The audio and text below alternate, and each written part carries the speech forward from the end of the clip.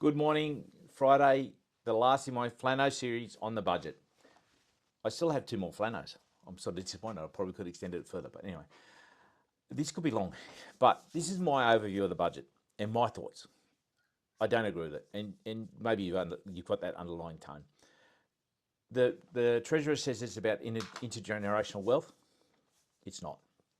It's about them trying to differentiate themselves from the opposition and also to set up for some tax cuts in either 1 or 2 years' time. I think 2 years. Will there be some changes in the market? Yes, there will be. Okay.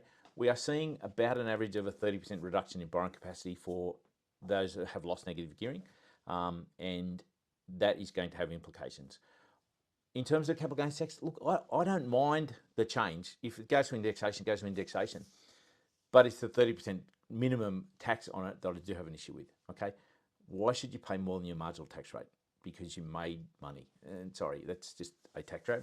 The other thing is, why is it applied to all classes? Why is it only applied to property? If it's all about intergenerational wealth, why is it not just applied to property, but it's applied to shares, startup companies, everything else, my business as well? Yes, there are small business tax concessions, but some of those small businesses have grown to big businesses. Not mine, but some of those, they've grown to over $2 million turnover businesses, which mine never will be, and I don't plan to. So that's where that sits out. The trust thing is an issue. Well, if you saw the video, you say, I'm not happy with that. I think that's just a tax grab. So what do I think will come? And I said this earlier, the opportunity now is for first home buyers, unequivocally for sure, because eventually what the investors will do, they will come back to the market, but they'll be buying cheaper, more positive yield properties, which means a previous investor that bought a $1.5 million property will buy a $1.2 million property. A 1.2 will buy at 900 and so forth. So what it's going to do, it's going to squeeze more into the first home buyers because they'll be buying properties that are cash flow positive.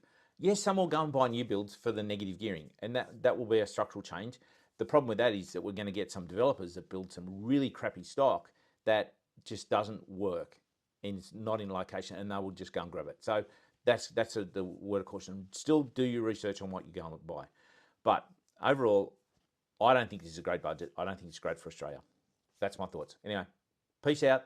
That's my series over. We'll come back with something else later. Bye.